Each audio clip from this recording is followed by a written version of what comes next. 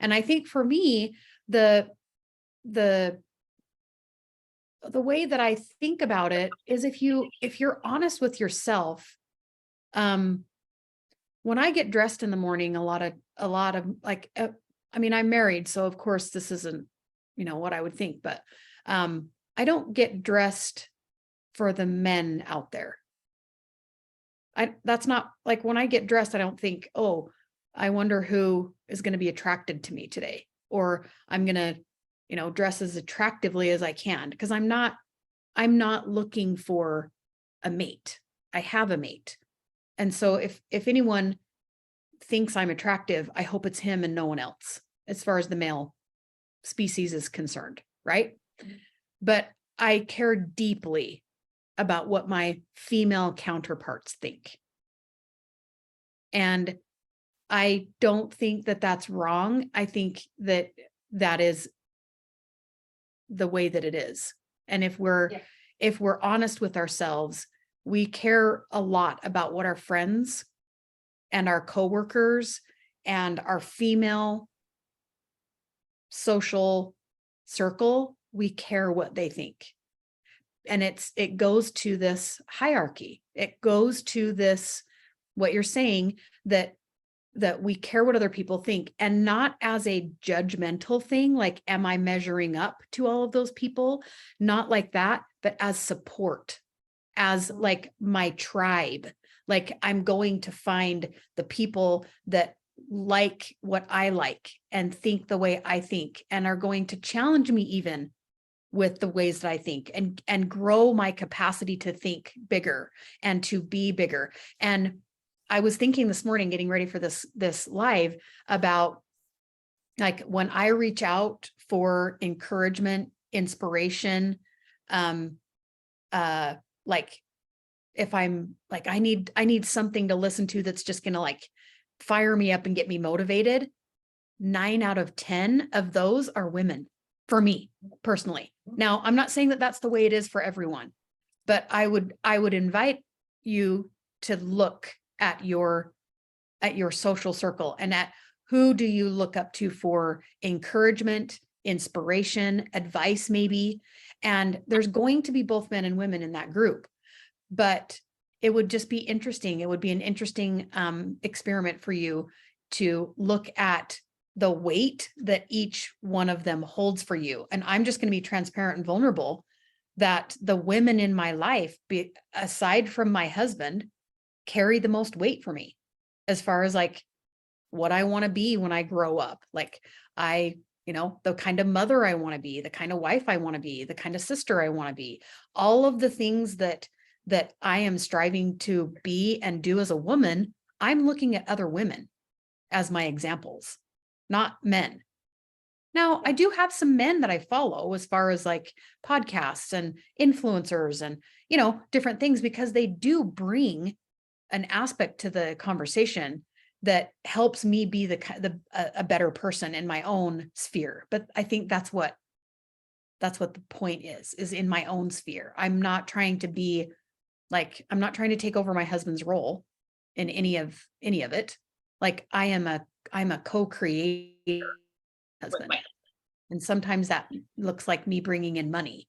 Sometimes that looks like me doing the dishes, like, and sometimes it looks for him like bringing the money in. And sometimes it looks for him like doing the dishes, because he cleans the bathrooms.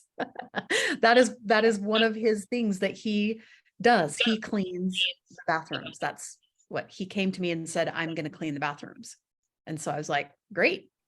That sounds great to me. Like, so it's not like if your husband is doing some of those things, it's not like he's doing it wrong. And if you're doing some of those things that the man does, it's not that you're doing it wrong. Like, that's not what we're saying. It's just interesting to like, why are you doing those things? What's the motivator behind it? And for me, I want to be the best woman that I can be to bring God the glory. Like it, Yes, I love it. I love it. I love it. Okay, so you talking about this reminds me of some other pieces that I need to cover. So, Yeah, like you're saying, we do. I get dressed for the women too. I get dressed for my sisters, I get dressed for my girlfriends, I get dressed for my mom, like in this hypothetical world, if she were to show up my door, like I still want to make my mother proud. Because we teach each other how to be a woman. Mhm. There is a lot of blame game and competition between the sexes.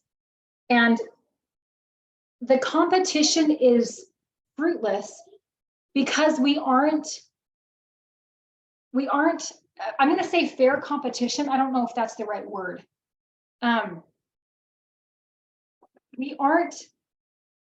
We're not competitors. It's like saying, Mhm. what's better, a piano or cheesecake? Mhm. Like you're like, I don't, that's Mhm. what? Mhm. Mhm. Like they're not the same. It's you can't. Our power for each other is because we are different, not because one is superior. Like, it's not like boys versus girls. We are powerful because we're different. In the Bible, it talks about the creation of Adam and Eve. Eve was taken from Adam's rib, from his side. Not a skull bone, not a toe bone, not the kneecap, not the elbows. She was made from his side and from his center. She's not in front, behind, below, above. She is to his side. And the words used, she is a help meet for him, which means worthy of him. And then another translation that I've heard, if you look at the Hebrew text, and the better translation is actually, she is opposition to him. And that is why she's valuable. That is why he was incomplete without her, is she opposes him. And I can't remember his name. Why not? Jordan Peterson. He's brilliant and I love him. He's going to go down as one of the greatest philosophers on the planet. He talks about a wise man will choose a woman that he can contend with. Because when we contend, we grow each other and we get bigger. We help polish off our rough edges and we grow each other. And I'm sure in your marriage and in my marriage, we contend. We're not like beating each other, but we definitely have opposition that comes and we have to like debate and negotiate and argue. And like we do that. And our decisions together have been fantastic because we come together. The decisions we make together are way better than decisions I would have made all by myself. Right. So we want a partner that we can contend with. We have to be different. We have to know who we are as a woman and just like have total confidence in that and always constantly becoming the best version of that we can to inspire our spouse to do the same.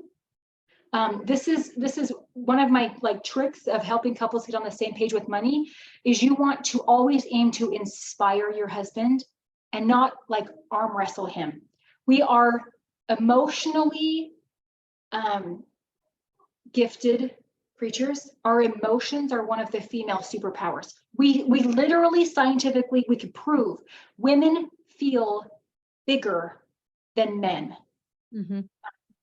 And just like men can like move, like they can lift bigger than women, that's their superpower, is their strength and their emotional stoicism, right? That's some of their superpowers. Just like men can abuse their strength and like physically dominate and manipulate their woman, a woman can emotionally dominate and manipulate their man. So we really have to be careful of that. We want to inspire him and not emotionally crush him.